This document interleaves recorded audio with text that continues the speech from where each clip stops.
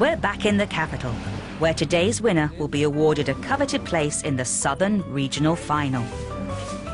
Our three competing bakeries have one last chance to prove that it should be they that claims it, as they take on today's Baker's Dozen Challenge.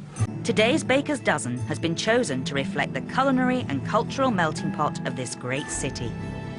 A classic Portuguese custard-filled puff pastry tart. This challenge will test the baker's ability to deliver a puff pastry with a crispy, flaky finish and a deep vanilla-scented custard filling. All the finished Baker's Dozens will be brought here to the Grand Hall of Dulwich College, a South London public school that boasts of Explorer Shackleton as one of its old boys. And it's here that one bakery will be crowned today's winner and get a place in this week's regional final. At the Aroma Bakery, Andreas has given baker Philip permission to marry his daughter and the job of making their puff pastry. Andrew asked me to make it because I'm very lucky. Most things I do come out all right. I have to trust him sometimes, you know. I mean, I'm getting old. I have to pull back a little bit, you know. But the pastry is going to be wicked. I know that much. Look at this. It's like a baby. I like it. So as the two traditional bakeries work their puff pastry, Canadian Ms.Cupcake is a little out of her baking comfort zone. Come on, Philip. Chilling is probably what Philip would like everyone at Aroma to do, as his puff pastry is turning into audience participation. Come on, that's the way. It's not the pastry I'm worried about. Pastry I can make. Pastry's not a problem. It's the Portuguese. The first part of the challenge is completed. The bakers can now show off their creative skills, making the creamy custard filling, but they'll need to keep an eye on the consistency.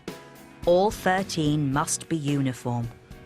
At Aroma, Philip starts by mixing eggs, sugar, 120 grams of corn flour. And corn flour to thicken. We've done our part. Now it's all on Philip.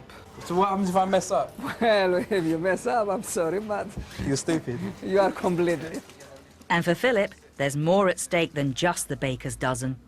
Mr. Philip Pudding here is married my daughter in September. So if he mess up, I will think twice before I give my daughter to him. In Palmer's Green, Philip's custard is going much more smoothly. When you're working corn flour, you can't stop stirring it, because the second you stop, it will burn on the bottom. I think up to about here, maybe. Back at Aroma, and Philip is ready to fill the unbaked pastry cases. Half of us think that we should blind bake the pastry and then put the filling in. And the other half of us think we should put the pastry and the filling in together. And what I'm going to do, I'm going to put the pastry and the filling in together because we're a bit pressed on time. I think it's a massive gamble because I'm not sure how wet the filling will be to affect the pastry. Aroma aren't the only ones. At Dunn's, Mark fills his uncooked tarts with custard.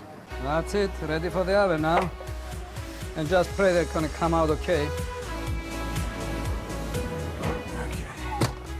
18 minutes, fingers crossed. Let's go. Fingers crossed. Competitors won't get to try their finished results until the judges have given their verdict. 20 minutes later, and Mr. Freeman seems happy. They look good. Got that Homemadey look about them. Yeah. But at Aroma, Philip's rather generous filling seems to have exploded. Cut here, cut here. Leave it to cool down. The Portuguese custard tarts, they actually do smell very nice. Yeah, I can smell them. I don't have to go down there. No, but I didn't know if it was me that smells nice or this that smells nice. I'm going to sprinkle a bit of brown sugar on them, give it a little flick with the blowtorch. You know, a bit of makeup. Oh, look at that. The 3 hours are up. There's nothing the bakeries can do but pack their pastries and head off to the judging venue, where their fate will be decided by Mitch and Peter. With the judges looking for consistency as well as quality, all 13 of the Baker's Dozen Challenge have to be presented. From Brixton, South London, Miss Cupcake and her vegan custard tarts. Will her improvised dish prove a surprise hit, like her meat and dairy-free cupcake specialities? It's kind of like a horseshoe for good luck, right? Dunn's, the traditional bakery from Crouch End, have prepared meticulously their Baker's Dozen. Rusticy, isn't they?